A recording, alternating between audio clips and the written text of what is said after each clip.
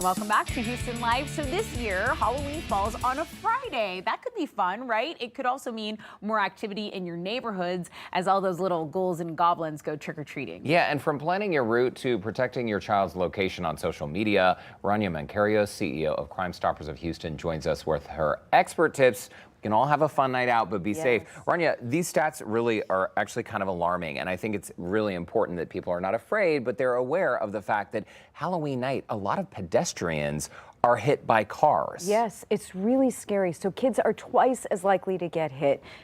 Hits go up by 23%, fatalities by 43%. That's a staggering number. And we see these numbers transition into ERs who will say there's an overflow of injuries. So that's why talking about how kids handle the holiday, how they walk around, how drivers handle the roads is actually really important, because the stats are there to show that it turns into a dangerous night for kids. Right, and the kids are really just out to have their good time, to have fun, do the candy stuff. So really, we have some tips for motorists to keep in mind, especially on Halloween night. Yeah, you know, you're driving around, we all are, but we're asking you to go a bit slower, especially through residential neighborhoods. Don't be distracted. You don't always have to text while you're driving. Get to the perfect song on your car. Obviously, and we say this all the time, but if you're impaired, you've got to use a ride share. You know, don't get behind the wheels. There's such a risk of hitting an actual child that night that we need you to be careful. Well, and obviously we want drivers to do the right thing, slow down. I mean, but how many times have we all been in Houston neighborhoods on a regular day? I know. Kids are out playing and some bozo, the clown, is flying down the streets. And so it's important for parents to help, I don't know, educate their kids before going out. Like, what do parents and kids need to keep in mind before they hit the streets? So, assuming the motorists don't see them. Assuming the motorists don't see them. Well, the biggest question I get is, when is a child old enough to go out alone? That's the biggest question we see. And sort of the rule of thumb is 12, but every kid's different and it depends on their maturity. And so with that, it gets to the heart of your question. You need to be talking to your kids about the night and what safety looks like, how they're going to cross the street, what part of town they're going to go trick-or-treating in, what will they do if a stranger walks up to them, what houses do they go into or stay away from. And based on the child's answer, you can start to gauge if they're mature enough to handle the night without you walking by them, side by side with them, or if they're able to handle it alone. But they've got to at least have an idea of where they're walking, what the route is, what they're going to do if they get separated from their friends, what to do if a stranger approaches them or they feel uncomfortable. Those are all really important, very reasonable questions that they should be expecting and able to answer. Absolutely. Also, going in groups seems to be, I mean, it seems like it'd be more fun, but also traveling in groups seems to be a bit safer as well. It's always safer. The thing we have to think about when kids get together is they kind of get rowdy and they're excited to be together, which is so fun. We want them to have fun and go out. But think about sort of posting habits of the whole group. Or is somebody going to be live streaming where they are, you know, snapping the whole time? Is their location on? Are they not in ghost mode? So we think about all those things. If you do, again, get separated from your group, is there a meeting point?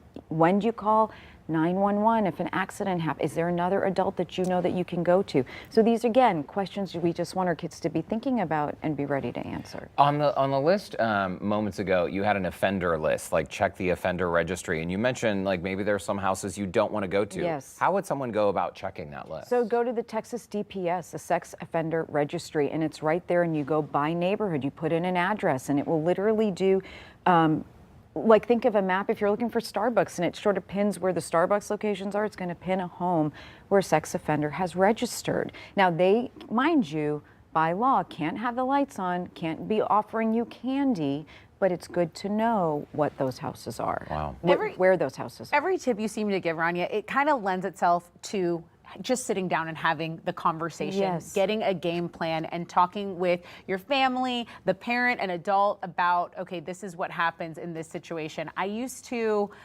not particularly love those conversations with my mom, but looking back, it was helpful because we did have a plan of action if something did possibly go down. So I love that. Well, and it's important. And now we can actually show our kids real stories. You know, we can say, look, this has happened. Here are the numbers. So how are we going to handle it? It's not that I don't want you to go out.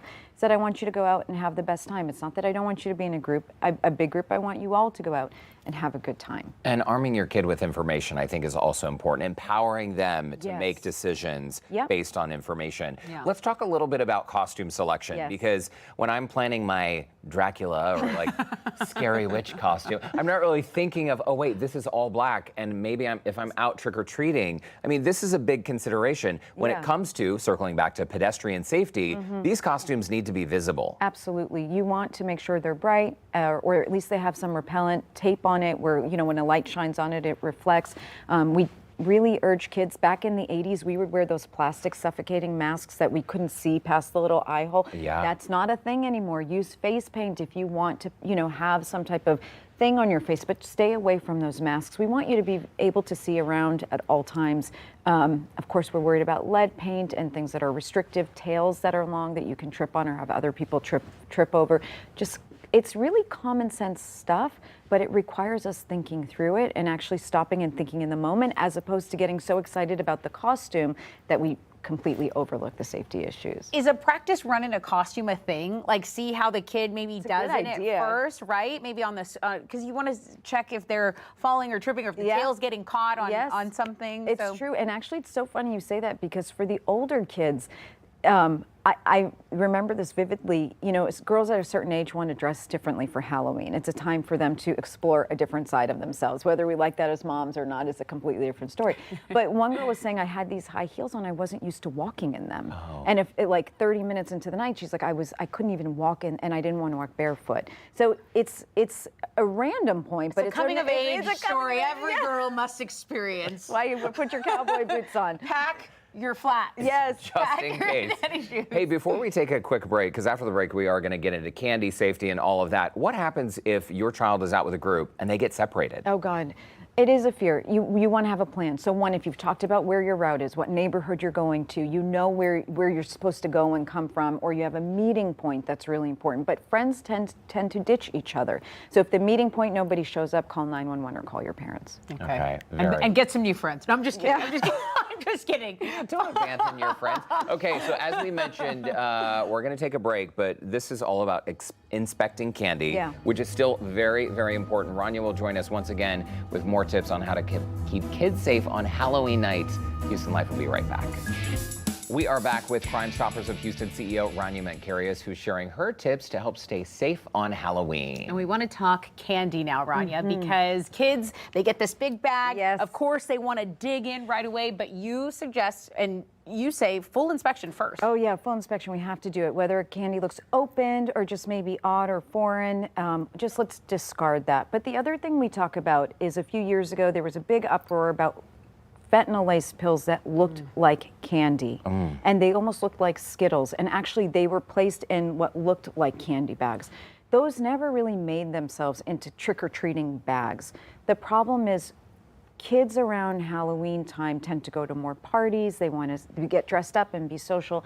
And it's in those settings that we worry about gummies, pills, even vape pens that might be laced with fentanyl or something of a dangerous nature. So we still have the conversation, because parties tend to increase around this season. It kind of overlines with homecoming and a few other things. So there's a lot of parties right now for kids. And these common sense tips here: toss unwrapped or suspicious treats. Yes. Of course, talk to your young people about accepting unknown treats. Accidental ingestion too, in the party scenario you just mentioned. Yes. That's a big concern. It's a big concern, and so we need kids to know what to do, how to handle it. Call 911 if you have Narcan in the house, especially if you think that somebody's ingested something that might be laced with something. We do recommend that every house has Narcan in it now, because it's just a new time.